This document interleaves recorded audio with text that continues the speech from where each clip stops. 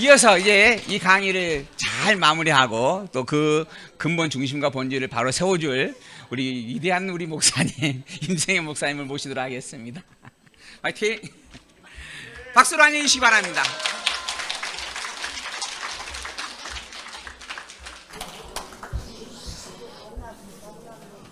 예, 얼굴이 아주 환하게 피신 거 보니까 마지막 시간이 분명한 것 같습니다. 이게 끝이 좋아야 전체가 다 좋은데, 우리 지금 목사님이 말씀하신 것처럼 막중한 책임을 안고 이 자리에 올라왔습니다. 예, 좋습니다. 예.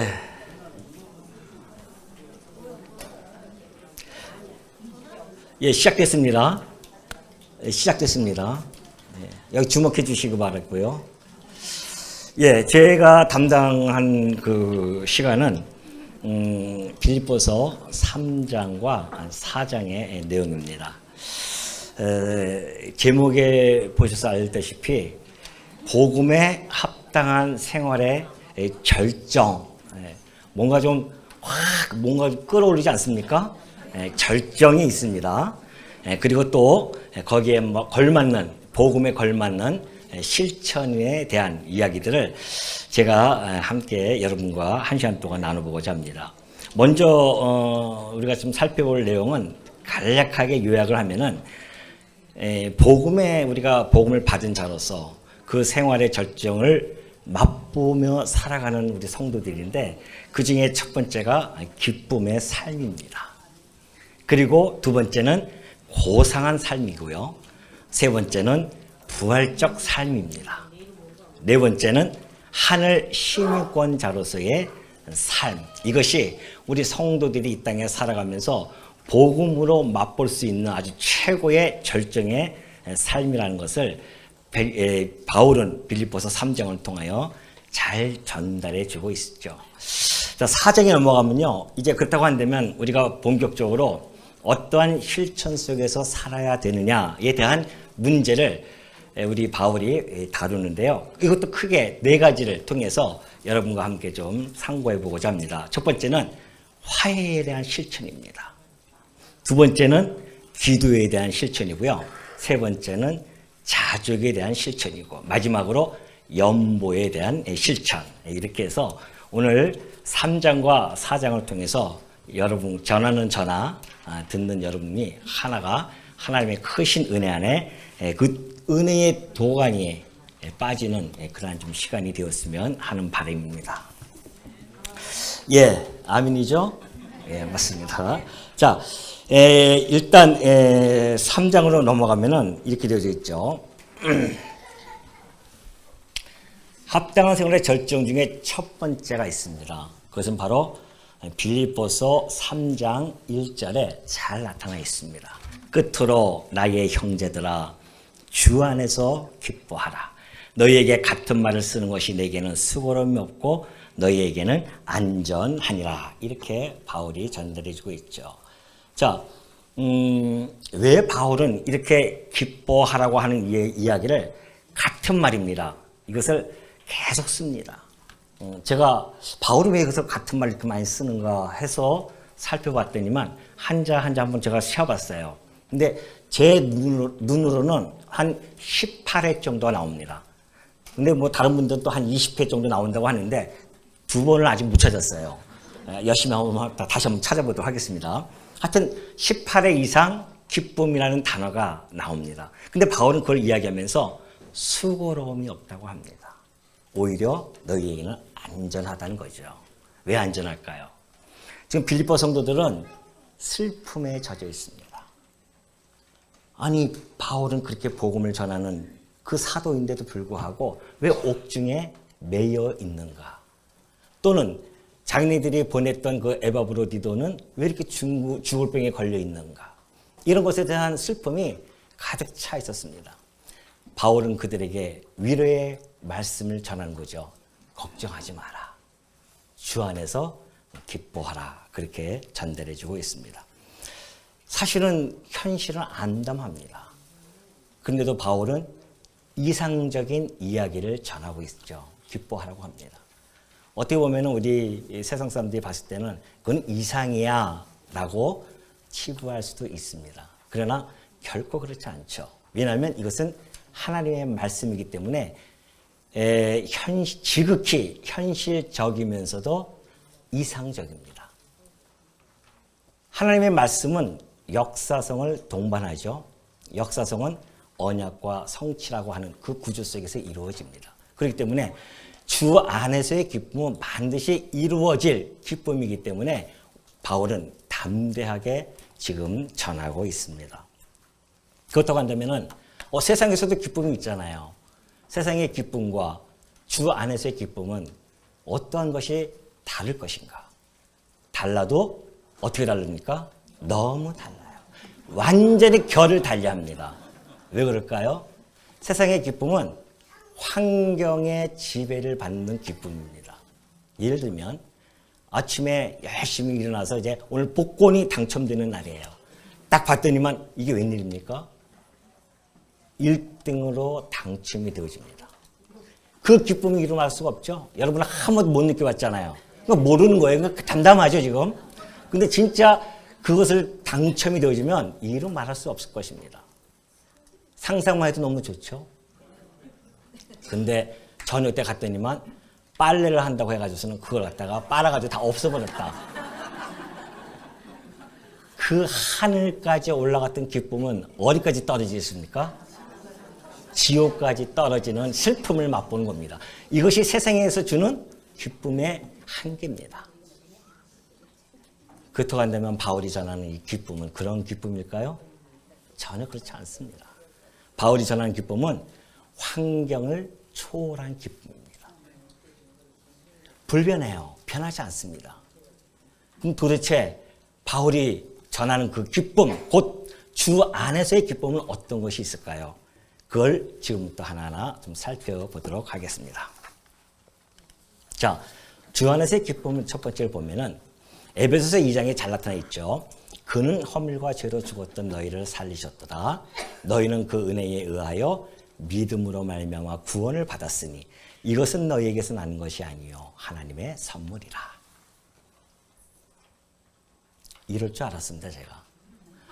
이 정도 되면 한편으로는 아멘 소리가 나올 줄 알았는데 다들 그 표정이 근데 라는 표정이에요. 그것도 저는 감사합니다. 만약에 여러분이 어쩌라고 라는 표정까지 쓰면은 어떻게 할 뻔했겠어요, 제가. 근데 제가 만족할게요. 그러나 여러분이 혹시 제가 다시 한번 읽을 때에 한번 여러분의 마음속을 한번 다시 평가해 보십시오. 너희는 그 은혜에 의하여 믿음으로 말미암아 10억을 받았으니 이것은 너희에게 난 것이 아니요 하나님의 선물이라.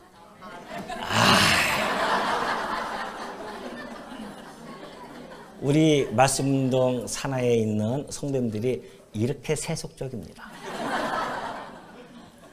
10억이라는 아멘이 나오죠. 근데 제가 아까 구원을 얘기하니까 아주 시큰둥합니다. 10원도 아니고 구원이라니. 시큰둥해요. 자, 이렇게 한번 제가 좀 이렇게 자극시켜 놓고 다시 한번 읽어볼게요. 그는 허물과 죄로 죽었던 너희를 살리셨도다. 너희는 그 은혜에 의하여 믿음으로 말미암아 구원을 받았으니 이것은 너희에게서 난 것이 아니요 하나님의 선물이라. 아멘. 맞아요. 아까 이렇게 나왔어야죠. 한 번씩 자극을 줘야 됩니다. 여러분이 이 구원에 대한 기쁨, 이것이 그동안에 잊혀졌던 기쁨입니다. 뭘 이렇게 먹고 사는 게 바쁘다고요. 하나님께서 우리에게 주신 이 기쁨, 변하지 않는 이 기쁨을 주셨음에도 불구하고 그것이 내 삶과 연결되어질 때에 그렇게 피부적으로 와 닿지 않아요. 여러분 어디에서 구원을 받았을까요, 우리가? 어디서 받았을까요? 집에서 받으셨어요? 아니에요. 자, 한번 읽어보십시오. 어디로부터라고요? 어디로부터라고요? 요즘 지옥 얘기하면은 아주 지옥을 희화화시킵니다. 드라마에서나 나오는 하나의 소품의 도구 정도로 생각하죠.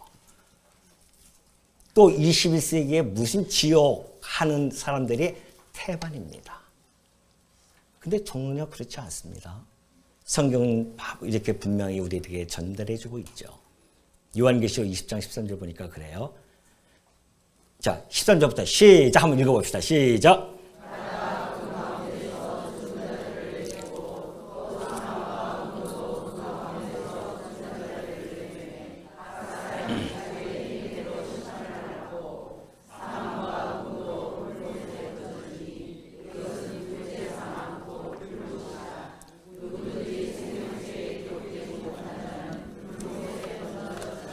어디에 던져진다고요? 어디라고요? 불못입니다. 예수님은 그 불못을 지옥이라고 명명한 바가 있죠. 이 불못이라고 하니까는 여러분들이 또 피부적으로 와 닿지 않아요. 그래서 제가 그거 좀 유치하지만 그림 보이시죠 지금? 예, 그것이 불못입니다. 거기 지금 누가 빠져 있어요? 여러분이 빠져 있다고요?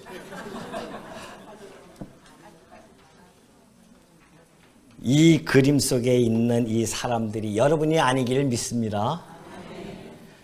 여러분 이 불못이라고 하는 것은 잘 피부적으로 닿지 않으면 오늘 집에 가셔가지고 촛불 있죠? 집에다 촛불 한번 켜놓고서는 촛불 위에 딱 손가락을 올려보십시오. 여러분 여기 몇 초 정도 견딜 수 있을 것 같습니까? 아마 닿자마자 끌릴 거예요. 아니 그까진 촛불 하나에도 그렇게 고통이 따르는데 아니 1000년이라는 기간이 있으면 그것도 견딜만 합니다. 아니면 10,000년도 견딜만 하죠. 왜? 기한이 있으니까. 그런데 성경은 분명하게 말씀해 주고 있어요. 어떻게 해요? 언제도록? 세세토록. 세세토록이 뭡니까? 영원입니다. 아니 예수를 믿는 것이 무엇이길래 그 결국은 그 결말은 이렇게 엄청난 결말을 맞이하게 되냐 말이죠. 그러니 여러분 우리가 불못에서부터 지옥으로부터 구원함을 받았는데 기쁘지 않습니까? 그 어떤 것이 그 기쁨을 앗아갈 수가 있겠습니까? 그 정도 좀 모자른 것 같아요. 또 하나 한번 봅시다 그러면. 자, 두 번째 주 안에서의 기쁨이 있습니다. 그것은 바로 부활입니다. 보라 내가 너희에게 비밀을 말하노니. 이거 뭐예요? 이거 뭐 글씨가 이렇게 깨졌어요. 너희에게 비밀을 말하노니 왜? 우리가 다 잠잘 것이 아니요 마지막 나팔의 순식간에 호련이 다 변화되리니 나팔 소리가 나매 죽은 자들이 썩지 아니할 것으로 다시 살고 우리도 변화가 되리라. 이 썩을 것이 반드시 썩지 않을 것을 입겠고 이 죽을 것이 죽지 않음을 입으리라. 자, 불못에서 건져진 자들은 반드시 썩고 욕되고 아주 약한 이런 육의 몸에서 변화를 받습니다. 어떤 몸으로 변화받을까요? 썩지 않고 영광스럽고 강한 신령한 몸으로 변화를 받아요. 믿습니까? 부활의 기쁨을 맛본다 말입니다. 사람들이 죽음에 대한 공포심이 있죠. 그래서 죽으면 우리가 싸워서 이제 이 세상 다 끝나는 거구나. 그러한 마음속으로 살다 보면 회의주의에 빠집니다. 허무주의에 빠질 수밖에 없죠. 그런데 불못에서 건져준 것만도 감사할지언데 새로운 몸으로 부활을 합니다. 우리는 그 부활을 기다리면서 살아가고 있어요. 우리는 이미 부활의 몸을 다 마쳤습니까? 안 마쳤습니까? 지금 가봉 중이에요? 가봉 중이에요 지금. 가봉 맞네? 제가 어떻게 지금 나와가지고서는 양복할 때 뭐 가봉한다고 하지 일본 말인가 모르겠죠. 하여튼 우리가 지금 부활체를 우리는 확실히 보장받고 살아가는 우리 성도들입니다. 그걸 성경적으로는 최후 승리가 보장되어졌다. 그렇게 이야기를 해주고 있죠. 그 부활체를 소망하며 살아가는 그 기쁨이 이 땅의 그 어떠한 기쁨과 견줄 수가 있겠냐 말이죠. 그럼 부활하면 뭡니까? 뭐 합니까? 부활한다면 뭐 할 거예요? 백수는 놓을까요? 아니에요. 세 번째, 왕 노릇입니다. 다시 밤이 없겠고 등불과 햇빛이 쓸데없으니 이는 주 하나님이 그들에게 빛이십니다. 그들이 세세토록 왕 노릇하리라. 자, 여러분 우리가 이 땅에 살아가면서 장관은커녕 그냥 면장만 한번 해봐도 좋지 않겠습니까? 혹시 여기 면장 하신 분 계십니까? 아무도 없네요. 내가 장관까지는 안 올라갑니다. 면장 없으시죠? 우리가 그러한 존재입니다. 이 땅에서는. 그런데 하나님이 우리에게 뭘 시킨다고요? 뭘 시킨다고요? 왕 노릇. 그것도 1000년? 만년? 아니에요. 세세토록 우리는 그 등불과 햇빛에 쓸데없는 곧 빛이신 하나님의 그 비침을 받으면서 세세토록 왕 노릇을 한다는 이 놀라운 사실. 이것 좀 그 기쁨이 어디 있습니까? 바울은 그것을 이미 다 주 안에서라고 하는 그 말에 함축되어진 겁니다. 그러나 우리가 무엇보다도 가장 큰 기쁨은 무엇일까요? 만물의 찢기와 같은 내가 하나님의 그 사랑을 받는 존재가 되어졌다는 겁니다. 여러분, 하나님이 만물의 찢기와 같은 나를 어느 정도의 가치를 높여주는지 아십니까? 아시는 분. 하나님이 우리를 얼마나 가치롭게 높여주신지 아십니까? 잘 모르고 여태까지 살아오신 거예요? 내 가치가 어떠한 것인지를 잘 모르고 지금까지 살아왔습니까? 그러니까 기쁨이 얼굴에 나타나지 않죠. 예? 하나님의 핏값으로까지 가치를 높여줬습니다. 하나님의 핏값, 그 보혈의 핏값으로 우리를 샀기 때문에 우리의 가치가 그만큼 높아진 겁니다. 아니, 만물의 찢긴데. 아니, 내가 무엇이 간데. 하나님이 나를 부르셔서 당신의 핏값으로 나를 사냐 말이죠. 날 그 최고의 가치로움으로 올려주셨냐 말이죠. 그리고 나와 함께 하신다는 그 약속, 임마누엘 하신다고 가는 그 약속, 그것이 나로 하여금 가장 큰 기쁨 아니겠습니까? 아니, 오늘 지금 몇 가지 다뤄봤지만 계속 할까요? 이거 하나만 가지고 오늘 밤새도록 못 갑니다. 한번 안 가고 한번 해볼까요? 또 곤란한 대답 하시네요. 내가 여기까지만 준비했는데 또 하면 어떡합니까? 성경에서 찾아보시면 세 곳에 씁니다. 주 안에서의 기쁨. 그래서 바울은 주 안에서 기뻐하라. 우리가 이 땅에 살아가면서 여러분들이 혹 슬퍼할 일이 있다 할지라도요. 그 어떠한 슬픔도 우리가 간직한 이 기쁨을 잠식할 수가 없습니다. 오히려 그 기쁨이 나의 삶의 어떠한 환경도 다 삼켜버린다고 하는 것, 여러분 마음속에 꼭 간직하시기 바랍니다. 두 번째, 우리 복음에 합당한 생활의 절정의 두 번째가 있습니다. 우리는 고상한 삶을 살아가는 자들입니다. 물론 그 고상한 삶의 출처는 바로 예수 그리스도를 아는 지식으로부터 오는 겁니다. 빌립보서 3장 7절로 가면은 이렇게 되어 있죠. 그러나 무엇이든지 내게 유익하던 것을 내가 그리스도를 위하여 다 해로 여길 뿐더라 그래요. 바울이 가졌던 유익함이 무엇일까요? 바울은 자기의 혈통에 유익함이 있었습니다. 자기 가문에 유익함이 있었다는 것이죠. 바울은 자기가 가지고 있는 권력이 있었습니다. 뿐만이 아니라 자기가 그 권력 위에서 재물을 마음껏 쟁취할 수 있었습니다. 그의 명예는 그 땅에, 유대 땅에 퍼져나갈 수 있었습니다. 그는 학벌이 매우 뛰어났었습니다. 그 어떠한 것도 또 이 세상에서는 없어서는 안 될 최고의 가치로움을 가지고 그는 살았었습니다. 그런데 바울은 왜 그런 것들을 모두 다 해로 여겼을까요? 그 유익한 것을 내가 그리스도를 위하여 다 해로 여긴다고 합니다. 물론 바울이 가지고 있는 이 모든 것들은 그 자체로서 천박한 것은 아닙니다. 이 땅에 살아가면서 하나님이 주신 도구들이에요. 그러나 그것을 추구하며 살아갈 때 그 삶이 무슨 삶이에요? 천박한 삶으로 전락이 되어집니다. 왜냐하면 그것을 하나하나 정치할 때마다 내 자신이 스스로가 신앙의 대상이 되어지기 때문에 그렇습니다. 솔로몬은 이 모든 걸 다 정치했습니다. 그리고 솔로몬은 뭐라고 이야기합니까? 야, 헛되고 헛되도다.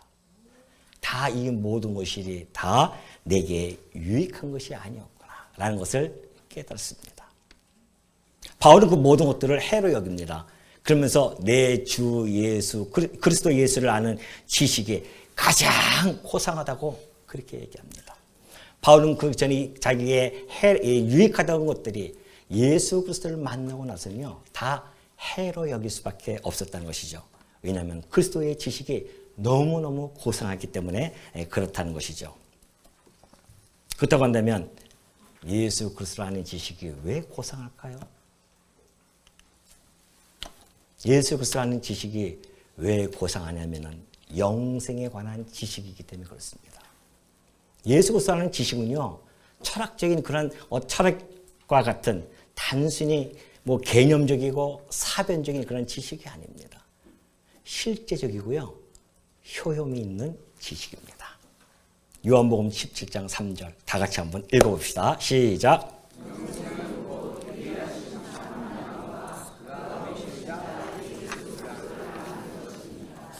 맞습니다. 예수 그리스도를 아는 지식은 영원한 생명에 관한 지식이기 때문에 이 땅에 그 어떠한 지식이 영생에 관한 걸 다룰 수 있겠습니까? 모든 의학, 과학, 모든 분야들이 다 힘을 합쳐도요 영생에 관한 지식을 써 내려갈 수가 없었습니다. 그런데 2000년 전에 오셨던 우리 주님이 영생에 관한 지식을 가지고 이 땅에 오셨습니다. 우리는 그리스도를 알므로 말미암아 영생에 관한 지식을 습득하게 되었죠. 그 영생에 관한 지식은 우리들의 관을 변하게 해주고 있습니다.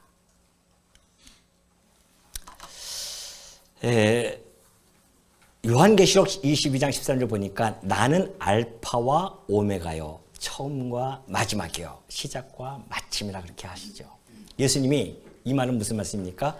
내가 곧 창조주요 내가 곧 심판주라는 이야기입니다. 근데 그 안에는요 온갖 지혜와 지식의 모든 보화가 감추어져 있다는 겁니다. 자, 예수 그리스도를 알면은 시종을 알게 되어집니다. 이 세상의 모든 학자들이 시종을 몰라서 온갖 번뇌와 고뇌 속에 빠져 있습니다. 세계가 어떻게 시작되어졌는지, 그 세계가 어떻게 끝나는지, 역사가 어떻게 출발되어졌는지, 역사의 끝은 어떤 것인지 알지를 못해요. 그런데 그리스도는 창조주이시며 심판주이시기 때문에 시종을 알 수 있습니다. 그래서 우리는 그 그리스도를 통하여 우리의 관이 변하기 시작합니다. 관이 뭡니까? 이 땅에 살아가면 저마다의 관점을 가지고 살아갑니다. 세계를 보는 관점, 역사를 보는 관점, 관점이 다 있죠. 자, 먼저 신에 대한 관점이 달라졌어요. 많은 사람들은 하나님이 없다 하도다 합니다. 시인은 일찍이 그런 이야기했죠. 그런 자들을 어리석은 자라고 이야기합니다. 어리석은 자는 하나님이 없다 합니다. 우리는 그 어리석음에 빠질 뻔했었는데 예수 그리스도를 알고 나서는 이제는 하나님이 살아 존재하고 계시는구나. 이것을 우리는 믿게 되어지죠. 그리고 그분이 어떠한 분인지를 알게 되어집니다. 하나님에 대한 속성, 하나님에 대한 존재, 그래서 우리의 신관이 확고하게 정립이 되어지죠. 그 신관은 우리의 세계관을 열어줍니다. 많은 사람들은 이 세계관 앞에서 무릎을 꿇습니다. 그 벽을 넘어가지 못합니다. 우연히 이 세계가 시작되어졌고 그래서 진화되어지는 이런 세계를 가지고 살아갑니다. 오늘 우리는 예수 그리스도를 만나고 나서는 이 모든 세계는 영원하신 하나님의 작정과 그의 그 작정에 기인하여 창조하시고 그리고 언약하셨으며 섭리하셨다가 심판에 가시는구나. 이 세계관을 우리는 정립하게 되어집니다. 역사는 어떻습니까? 여전히 이 역사는 억금년의 세월을 흐르는 윤회적인 그런 이야기를 하는 자가 많이 있지 않습니까? 그렇지 않다는 겁니다. 하나님의 선하신 그 뜻, 목적을 향해서 직선적으로 역사를 진행해 가시며 마침내 그 모든 것들을 합력하여 선을 이루어내므로 그 모든 역사에 긍정성을 부여하셨다는 겁니다. 우리는 그런 역사관을 가지고 있습니다. 뿐만이 아니죠. 인간에 대해서 알 수가 없어요. 우리는 인간에 대해서 너무나 잘 압니다. 타락한 인간들은 죄 가운데서 잉태가 되어지고요. 죄 가운데 출생이 되어집니다.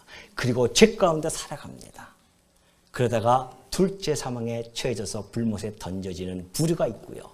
또 한 부류는 예수 그리스도 안에서 중생되어지고 부활을 한다는 사실입니다. 이런 우리의 인간관이 우리가 확보할 수 있습니다. 그것도 한다면 내세는 어떻습니까?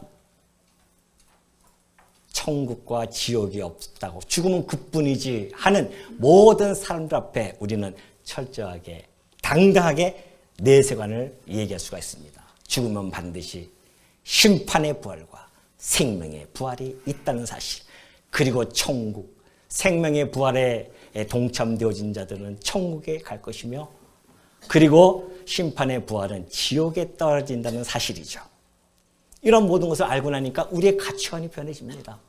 어떻게 해요? 아, 이 보이는 것은 잠깐이었구나.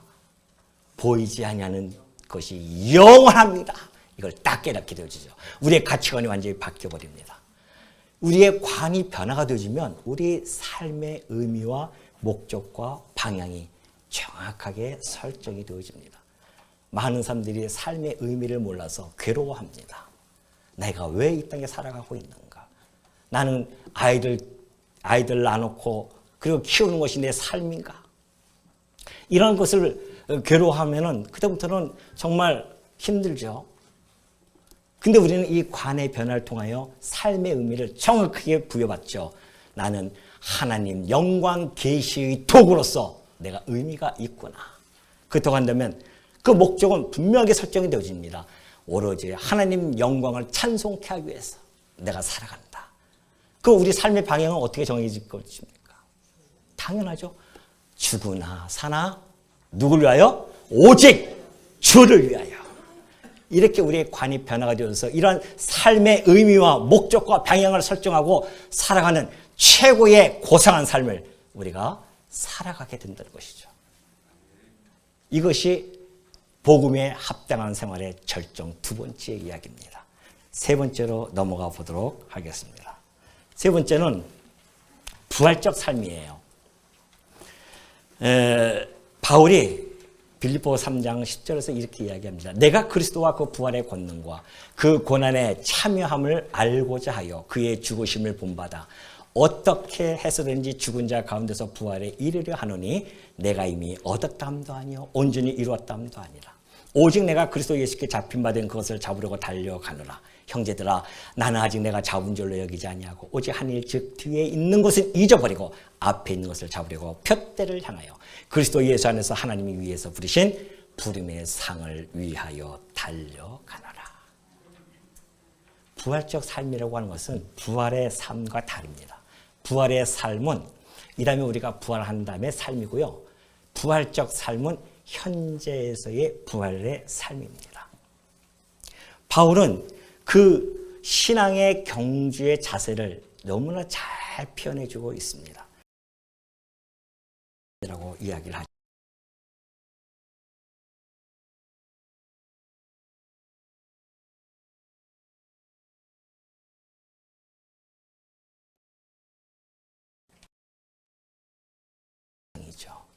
우리는 구원의 도상에서 달려가는 성도들입니다.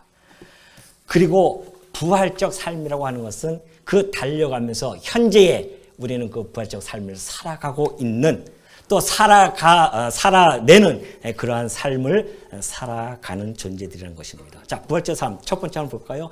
빌립보서 3장 10절에 있는 말씀에 기초한 겁니다. 부활의 권능, 고난에 참여, 그의 죽으심을 본받는 것, 이것이 부활적 삶이라고 보여지는데요. 자, 현재에서의 부활적 삶 첫 번째, 부활의 권능에 참여하는 겁니다. 자, 사망이 다시 주장하지 못함을 아는 삶입니다.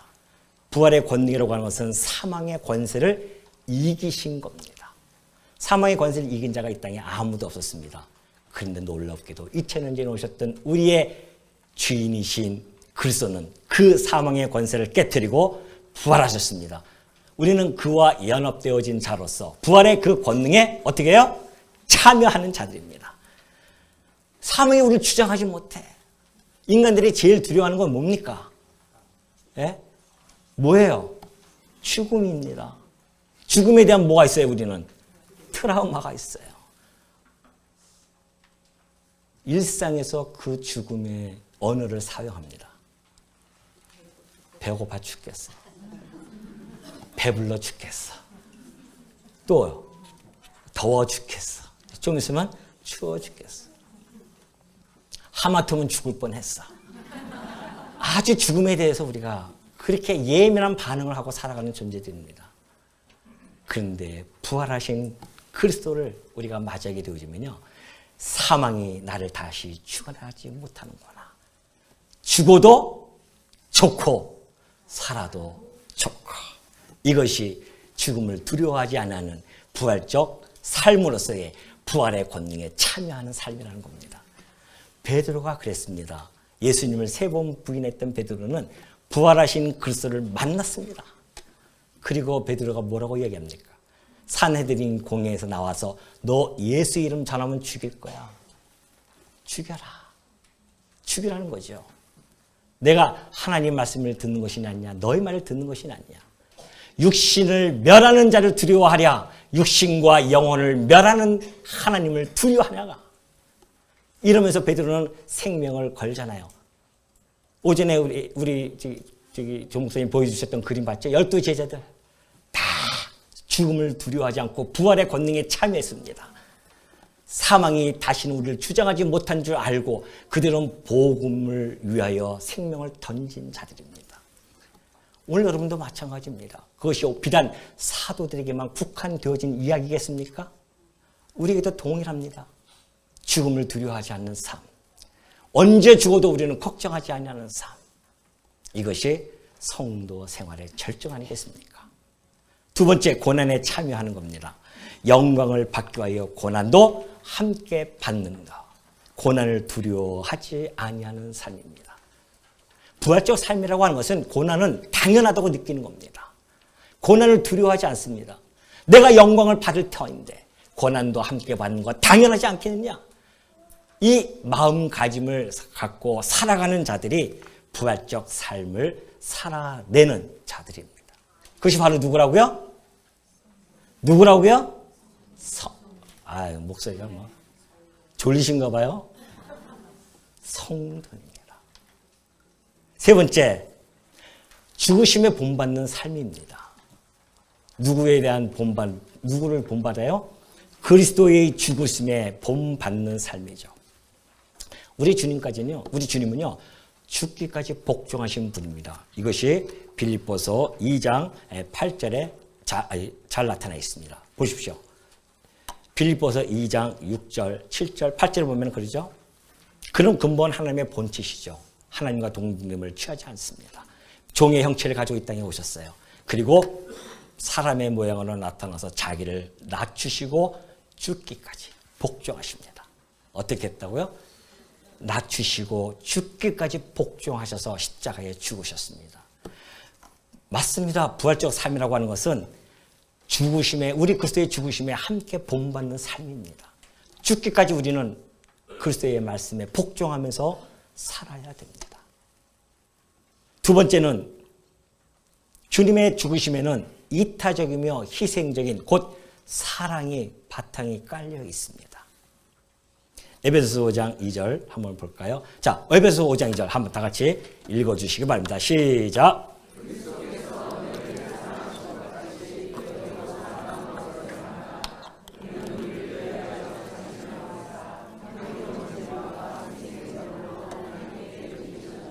네, 맞습니다.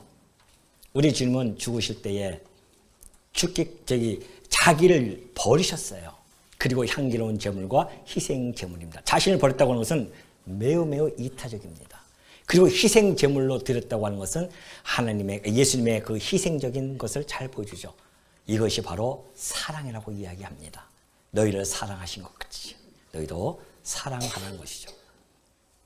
우리가 부활에 동참되어지는 삶이라고 하는 것은 이타적이며 희생적입니다. 여러분이 잘 못하는 것들입니다. 그러나 우리는 이 말씀을 통하여 죽기까지 복종하는 그 마음이 들어진다고 한다면 반드시 이타적이며 희생적인 삶은 따라올 것입니다. 세 번째, 죽으심에 본받는 부끄러움을 개의치 않는 인내입니다. 자, 히브리서 12장 1절 보면 그래요. 이러므로 우리에게 구름같이 둘러싼 허다한 증인들이 있으니 모든 무거운 것과 얽매기 쉬운 죄를 벗어버리고 인내로서 우리 앞에 당한 경주를 하며 믿음의 주여 또 온전하게 하시는 이인 예수를 바라보자.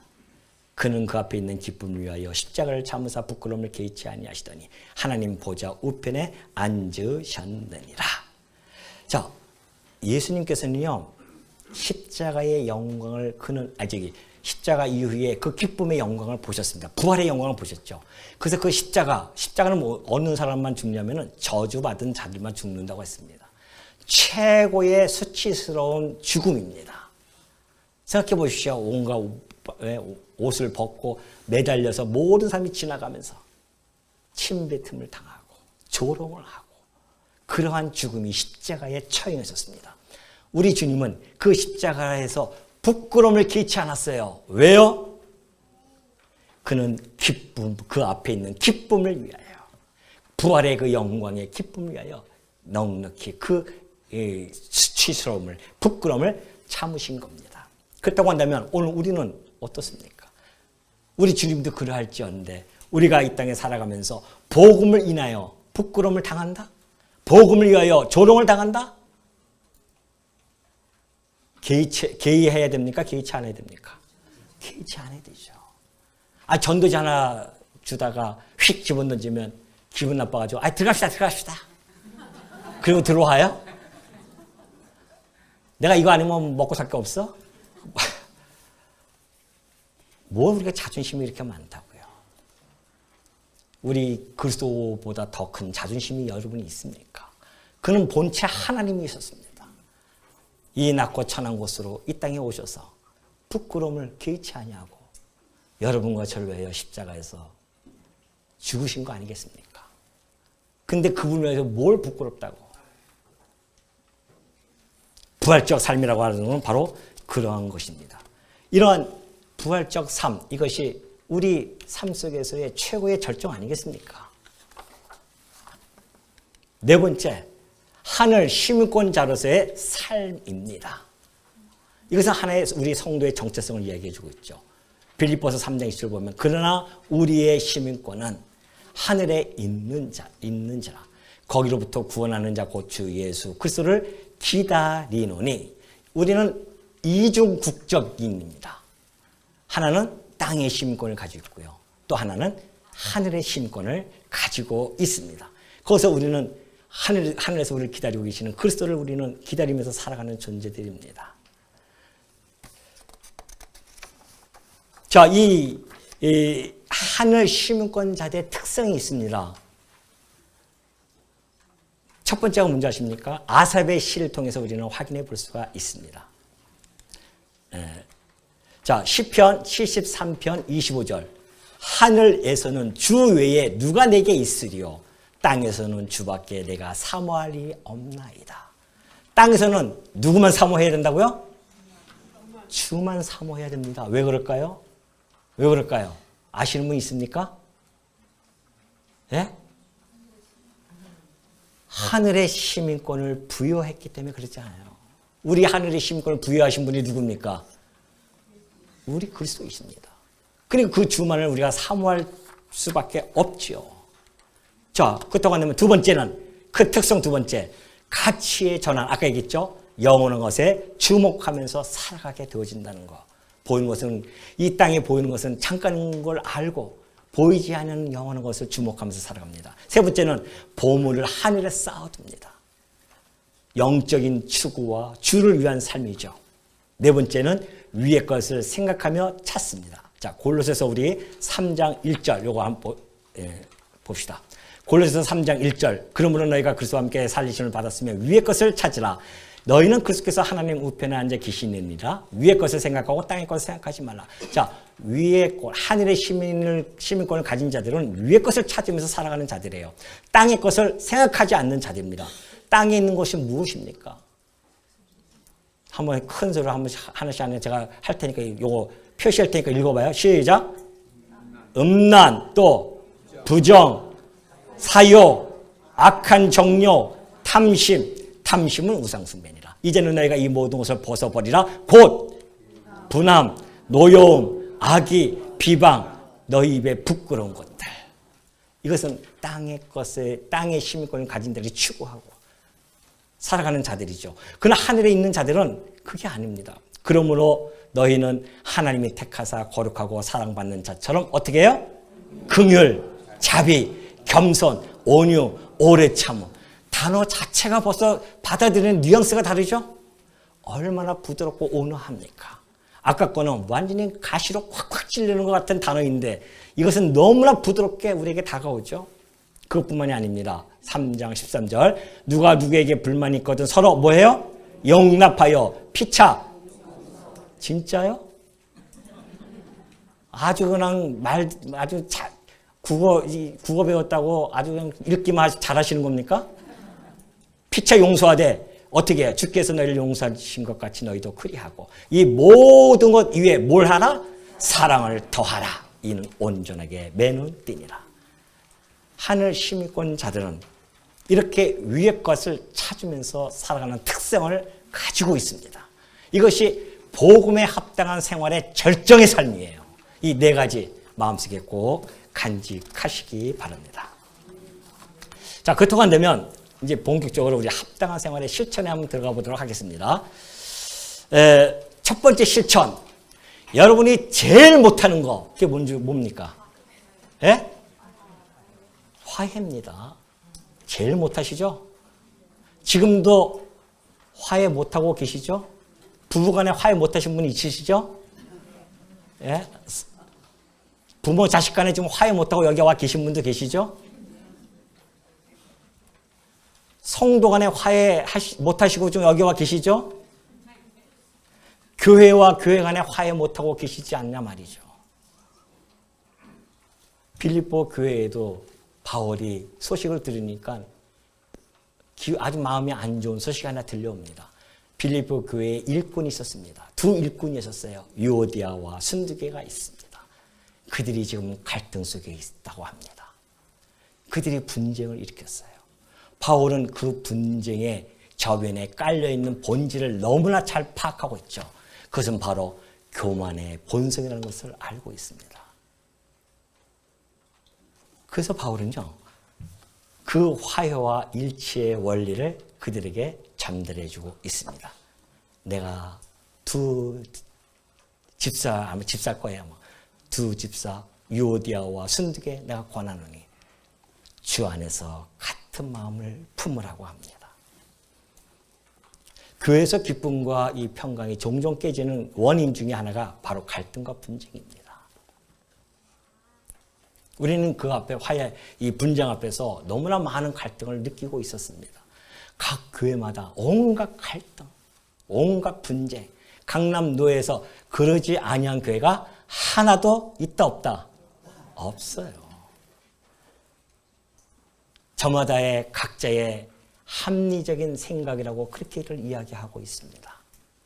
그렇지 않습니다. 그 저변에는 교만이 깔려져 있었습니다. 바울은 너무나 잘 그것을 간파했기 때문에 너희를 주 안에서 같은 마음을 품어라. 어떤 마음입니까? 주의 마음이 어떤 마음일까요? 빌립보서 3장 한번 읽어봅시다. 시작.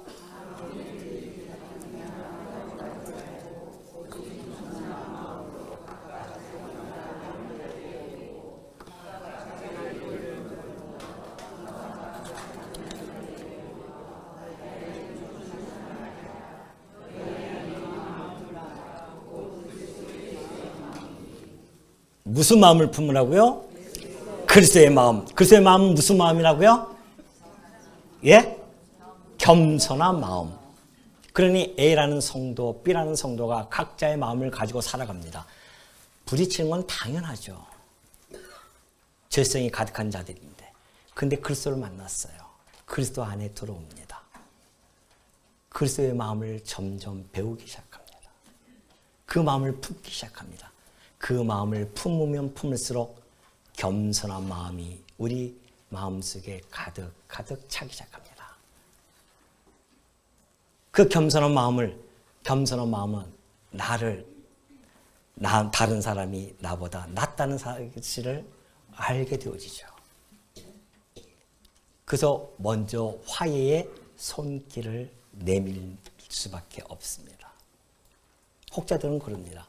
나는 그것만큼은 도저히 내가 용서할 수 없습니다. 그럴까요? 정말 도저히 용서할 수 없습니까?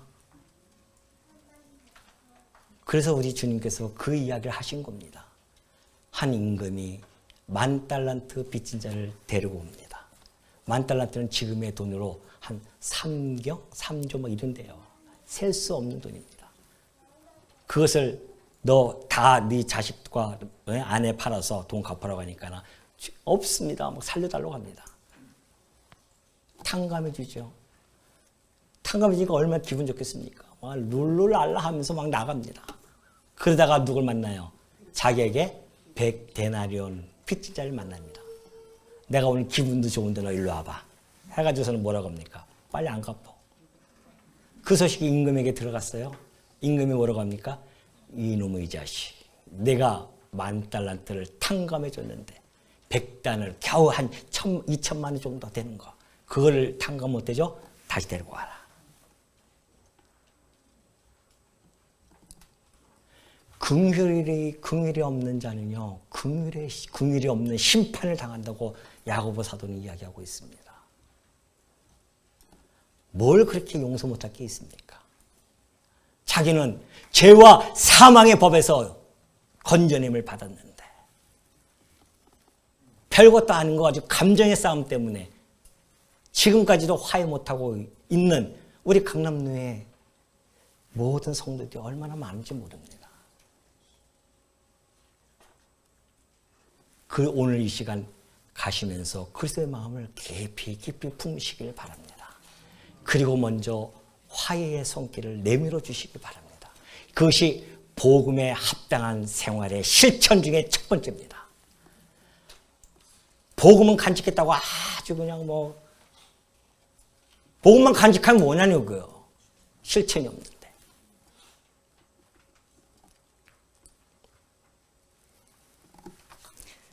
두 번째 실천할 것이 있습니다.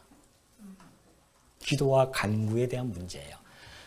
제가 여러분 잘하는 거, 화해 잘 못하는 것만 얘기하니까 아닙니다. 우리 잘하는 거 있습니다. 막 그런 눈빛이더라고요. 맞아요. 우리 잘하는 거 있어요. 뭘까요? 예? 잘하는 게 뭘까요? 바로 나오잖아요. 아무것도 염려하지 말고. 우리가 제일 잘하는 게 뭐예요? 염려해요. 제일 못하는 건 화해고.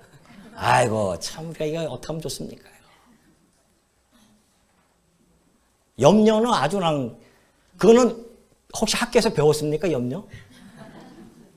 배웠어요? 안 배웠어요? 안 배웠죠? 근데 왜 이렇게 잘합니까? 우리가 태생적으로 DNA가 있어요. 염려에 대한. 그래서 늘 우리는 염려하면서 살아갈 수밖에 없습니다. 먹고 산 거에 대한 염려, 우리에 대한 내 건강에 대한 염려, 가족에 대한 염려, 내 미래의 불투명 때문에 오는 그 염려, 얼마나 많습니까? 그러나 그 염려라고 하는 그 마음속에는 사실은 하나님에 대한 신뢰의 결핍입니다. 하나님을 신뢰하지 못하고 있다는 것이죠. 그래서 이 염려는 우리의 평안을 잠식하는 암세포와 같은 존재예요. 그러면은 처방을 해야 될 거 아닙니까? 그 염려의 해독제가 뭡니까? 맘풍나조라고 혹시 들어보셨습니까? 예? 옛날 사람들은 묻네. 맘풍나조. 그 주사를 딱 넣으면 마음이 푹 나준다는 거 아니겠습니까? 염려, 근심, 걱정, 특효약, 마음 풍나죠 라고 하는 광고가 옛날에 있었는데 저희 세대가 아니라 잘 모르시나 봐요. 근데 진짜 성경에는 있습니다. 그게 뭐예요? 그게 뭐예요? 기도와 간구입니다. 기도라고 하는 것은 우리의 마음이 하나님께 향하는 것입니다. 오로지 하나님께 향하는 마음. 그리고 간구라고 하는 것은 우리가 필요한 것을 채워달라고 간구하는 거 아니겠습니까? 그걸 구하되 무슨 마음으로? 감사함으로 하나님께 아뢰라. 아뢰라고 하는 것은 하나님을 신뢰하는 겁니다. 그렇다고 한다면 그리하면 모든 지각에 뛰어난 하나님의 평강이 그리스도 예수 안에서 너희 마음과 생각을 지키시리라 그러잖아요. 자, 베드로도 바울과 같은 선생에서 잘 설명해 주고 있죠. 너 염려 좌축게 맡기라. 이는 그가 너희를 돌보심이라. 아니, 하나님께서는요, 저 공중에 나는 새를 돌보시는데 그 새가 심지도 않고 거두지도 않아요. 새는 뭐만 합니까? 뭐만 해요? 쪼기만 하면 돼요. 하나님의 돌보심입니다. 들의 꽃 백합화는 솔로몬의 입은 옷 영화보다도 더 아름답다고 했습니다. 아니, 들에 핀 백합화 그리고 새들조차도 하나님의 돌보시는데 항차 우리는 뭐예요? 아까 얘기했듯이 하나님의 피값으로 산 하나님의 아들들인데 어떻게 하나님이 우리를 돌보지 아니할 수가 있겠냐 말이죠. 하나님의 돌보심을 여러분 믿습니까? 아멘 하면 뭐하냐고요. 아, 저기 지금 좀 있으면 이제 끝나고 나갈 때에 저기 전라도 호남 쪽으로 가시는 분들은 아이고 웃자실까에 저 경남 쪽으로 가시는 분들은 아이고 웃잖아 막. 나가면서부터 염려. 우리 아버지께서 보시고 아이고 학시 딱 웃으시는 분만 알지 않으시면 모르잖아요. 요즘 유행어 아닙니까 학시? 아니 우리 아버지께서 설마 그렇게 하시겠습니까? 우리 아버지께서는 사랑하는 아들아 내가 너를 지명하여 불러 내가 세웠나니 너는 내 것이라. 너는 마음을 강하게 하고 담대히 하라. 두려워하지 말라. 놀라지 마라. 내가 너와 평생에 함께 할 것이며 내가 너를 평생에 돌보아 주리라. 믿습니까? 염려하지 마십시오. 기도하시면 됩니다. 기도할 게 있는데요, 우리가. 세 번째가 있습니다. 자족사상입니다. 우리가 복음을 받은 자들은 자족의 실천이 이루어져야 합니다. 바울은 환경을 초월한 신앙을 가지고 있었죠. 빌립보서 4장 11절에 얘기했듯이 내가 궁핍함으로 말하는 것이 아니니라. 어떤 형편이든지 나는 자족하기를 배우노라. 나는 비천에 처할 줄도 알고 나는 풍부에 처할 줄도 알아. 모든 일, 곧 모든 배부름, 배고픔, 풍부와 궁핍에도 처할 줄 아는 일체의 비결을 배웠노라. 내게 능력 주시는 자 안에서 내가 모든 것을 할 수 있느니라. 여러분 이 바울은요. 지금 이 자족하기를 배웠다고 합니다. 자족이 뭐 그렇게 하루아침에 뚝딱 이렇게 세워지는 것이 아닙니다. 예수 그리스도를 만나고 나서부터 이 빌립보서를 기록하는 기간이 30년이 흐릅니다. 30년 동안. 그는 온갖 비천에 처했었고요. 풍부에 처할 줄도 알았었고요. 배부르고 배고픔과 궁핍에 다 30년의 세월이 녹아져 있었습니다. 그는 그 이후에 그 30년 시간 동안에 일체의 비결을 배우기 시작합니다. 그 일체의 비결, 그 배움의 원천은 우리 주 예수 그리스도였습니다. 우리 그리스도는 하늘의 영광을 버리시고요. 비천의 이 비하의 신분으로 이 땅에 오셨습니다. 그럼에도 우리 주님은 자족의 생활을 하셨죠. 그리고 승귀의 신분이 되었을 때도 마찬가지로 우리 주님은 자족을 그들 제자들에게 사도에게 보여주셨습니다. 그걸 너무나 잘 배웠어요. 그래서 내게 능력 주시는 자 안에서 내가 모든 것을 할 수 있다라고 그렇게 이야기하죠. 내게 능력 주시는 자는 누구십니까? 우리 주님이시죠. 우리 주님은 나와 어떤 관계입니까? 생명적 관계에 있는 분이십니다.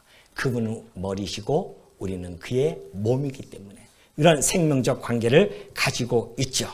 그렇기 때문에 그리스도로부터 배운 그 자족, 이것은 우리가 그 어떠한 힘든 상황이 있다 할지라도 이길 수 있는 힘을 공급해 주신다는 것이죠. 여러분, 나는 좀 부족해. 아니 그런 거 말고 부족한 만족, 불만족. 난 불만족스러워. 그렇게 살아가신 분이 아마 없을 겁니다. 있습니까? 우리는 누구나 만족하면서 살아갑니다. 세상에서의 이 만족은 없어요. 왜냐하면 그 만족이라는 항아리 밑에가 구멍이 뚫려져 있습니다. 그러니 불면 불수록 아무 소용 없다니까요. 10억을 가져보십시오. 그 다음에 20억이에요. 저는 안 가져봐서 지금 잘 감각이 오지는 않지만은 막 20억, 30억 막 더 갖고 싶은 마음. 그것이 이 세상에 그래서 불만족스럽고 살아갈 수밖에 없습니다. 만족의 삶이 아니에요. 근데 성도는요, 누구든지 다 만족할 수 있습니다. 왜 그럴까요? 우리 주님이 만족의 기준을 딱 설정해 놨습니다. 만족의 기준이 뭘까요? 오늘 뭐 하면 입을 것과 먹을 것이 있으면 뭐 하라? 족한 줄 알라. 이것이 만족의 기준이에요. 자, 여기서 벗어나신 분 있습니까? 이 기준에서 모자른 분 있어요? 오늘 아마 집에 가시면 옷 정리하시죠? 왜요? 버리시려고 이제.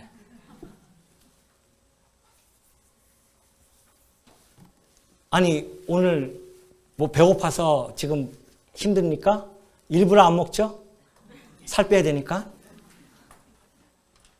먹을 것과 입을 것. 내일도 아닙니다. 오늘이에요. 오늘 그것이 있으면 족한 줄 알라고 하는 것이 우리 주님이 주신 우리들에게 주신 만족의 기준입니다. 우리는 그 만족의 그 범위 안에 다 있는 자들이기 때문에 늘 우리는 만족하며 살아갈 수가 있어요. 이것이 바로 자족입니다. 마지막 연보입니다. 연보만 하면 얼굴 돌리신 분들이 있는데 그럴 필요 없어요. 연보가 얼마나 중요한 우리의 신앙의 열매입니까? 연보에 대한 정의를 바울은 고린도후서에서 잘 보여주고 있죠. 먼저 자신을 죽게 드리고 하나님 뜻을 쫓아 은혜와 성도 섬기는 일에 참여하는 것이 곧 연보입니다. 바울은 그 빌립보 성도들에게 이렇게 이야기합니다. 빌립보 사람들아, 너희도 알거니와 복음의 시초에 내가 마게도냐를 떠날 때에 주고받는 내 일에 참여한 교회가 너희 외에 아무도 없었느니라. 데살로니께 있을 때에도 너희가 한 번뿐 아니라 2번이나 나 있을 것을 보내었도다. 내가 선물을 구함이 아니오 오직 너희에게 유익하도록 풍성한 열매를 구함이라. 너희에게 유익하도록 해줍니다. 신앙에 유익을 주죠. 왜? 그 연보를 통해서 하나님의 선한 일을 쓰이는 그 일에 동참이 되어질 때에 여러분이 얼마나 기쁘고 즐겁고 행복합니까? 오늘도 여러분들의 연보하셔서 이 모든 행사를 다 치러 나가지 않습니까? 여러분 마음속에 얼마나 즐거움이 있습니까? 행복감이 있습니까? 우리에게 신앙적 유익을 줍니다. 바울은 그런 풍성한 열매를 구하고 있죠. 그러면서 내가 모든 것이 있고 또 풍부한 자. 연보 얘기하니까 또 바울이 또 뭐 달라는 얘기인가? 그거 아니다. 자족하시는 분인데 그걸 하겠습니까? 모든 것이 있고 또 풍부한데 에버브로 니도 편에 너희가 준 것을 받음으로 내가 풍족하니 이는 받으실 만한 향기로운 재물이요. 연보의 성격을 정확하게 규명해 주죠. 연보라고 하는 것은 향기로운 재물입니다. 이것은 하나님을 기쁘시게 하는 거예요. 우리는 복음을 받은 자로서 거룩한 산 제물로서의 삶을 살아갑니다. 곧 영적 예배죠. 그 영적 예배의 한 일부분이 바로 연보의 생활입니다. 여러분 연보하면은 내 생활이 모자랄 것 같으죠? 천만의 말씀입니다. 여러분 다 경험하지 않았습니까? 연보한다고 해서 여러분 집안이 가게가 무너지지 않습니다. 왜 그런지 아십니까? 19절에 나타나죠. 나의 하나님이 그리스도 예수 안에서 영광 가운데 그 풍성한 대로 너희 모든 쓸 것을 어떻게 해요? 채우시리라. 우리의 욕심을 채우시는 분이 아니라 우리의 필요를 채워주시는 하나님께서 우리가 연보한 만큼 모자른다고 한다면 하나님께서 채워주신다는 거 아니겠어요? 그렇다고 한다면 오늘 마지막으로 한번 정리해 볼까요? 합당한 생활의 절정이 뭐라고요? 자, 합당한 생활의 절정 첫 번째 뭐? 기쁨의 삶 절대 놓치지 마시기 바랍니다. 두 번째 고상한 삶 어디로부터? 뭘 아는 것으로부터? 그리스도를 아는 지식으로부터 오는 고상한 삶. 세 번째 부활적 삶. 네 번째 부활적 삶을 하니까 죽은 다음이 아닙니다. 현재에서의 부활적 삶입니다. 자, 그렇다고 한다면 우리가 실천할 것들이 무엇이 있다고요? 뭐라고요? 화해. 못하신 분들은 반드시 오늘 밤 가시면서 기도하시고 내일 당장 전화부터 하십시오. 내가 말씀을 듣고 내 마음이 뜨거워졌습니다. 형제님, 집사님, 권사님. 제가 못나서 그랬습니다. 죄송합니다. 놀라운 화해의 역사가 일어날 줄을 믿습니다. 두 번째 실천 뭐예요? 기도와 간구. 염려하지 마시고요. 세 번째 자족하십시오. 만족하면서 살아가십시오. 네 번째 연보. 오늘 이 생활의 절정과 실천이 여러분 마음속에 깊이 뿌리박아서 여러분의 신앙에 유익되어지고 여러분의 신앙이 더 견고해지기를 예수 그리스도의 이름으로 축원합니다. 기도하시겠습니다. 자비로우신 아버지 하나님, 오늘 저희들 빌립보서를 통하여 복음에 합당한 생활을 가지고 하나님이 주신 은혜를 저희가 만끽했습니다. 때로는 저희가 이 말씀대로 살아가지 못하여 가슴을 칠 때도 있습니다. 그럼에도 불구하고 우리를 절대 놓치지 않으시고 여전히 성령을 통하여 우리를 깨닫게 하시고 변화시켜 주시면서 하나님의 자녀답게 키워나가시는 하나님의 크신 은혜에 감사와 찬양이 나옵니다. 자비로우신 아버지 하나님, 오늘 우리 이 복음의 생활에 이러한 이 절정의 삶을 우리가 놓치지 않고 살아가게 하시고 누리게 하시고 우리에게 주신 이 실천의 내용들을 저희가 놓치지 않고 잘 실천함으로 말미암아 우리 성도들에게는 기쁨과 즐거움이 되어지고 우리 하나님께는 영광이 되어질 수 있도록 우리 주님께서 은총을 베풀어 주실 줄 믿사오며 우리 주 예수 그리스도의 이름으로 기도드리옵나이다. 아멘.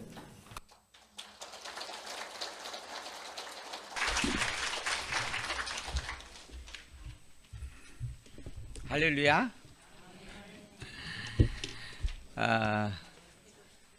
세 번에 나누어져서 서론과 1강과 2강과 3강 이렇게 연속되어진 강의를 통하여서 빌립보서 내용을 참조하였고 살펴보았고 또한 빌립보서 내용만 우리가 알고자 하는 것이 아니라 그것이 또한 우리를 통하여서 하나님을 알게 하시는 성경 전체의 맥락 속에서 그 참된 본질의 의미와 목적을 새겨가는 그러한 일에 있어서 참으로 소중한 그런 말씀들이었다라는 제 소견을 고백을 해드립니다.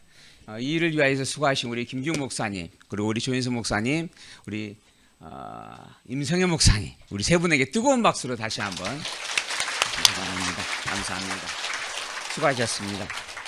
광고 말씀을 드립니다.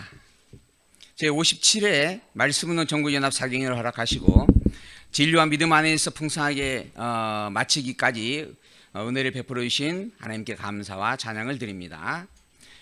공사 다망한 일상 중에서도 마음과 뜻을 모아서 이 모임에 참석하여서 함께 동참하고 협력하는 모든 교회와 성도님들에게도 더불어 대표하여 감사를 드립니다. 이 일을 기쁨으로 준비하고 또한 진행을 도움에 애쓰신 우리 실무진들과 우리 관계자분들에게도 또한 우리 성도님들과 교회를 대신해서 제가 감사의 말씀을 드리겠습니다. 모두를 위하여서 박수로 함께 하겠습니다. 우리는 하나가 돼요. 우리 주제곡이죠. 하나가 돼요. 찬송하고 난 다음에 우리 이덕선 목사님 나오셔서 마저 축도함으로 이 모든 모임을 마치도록 하겠습니다.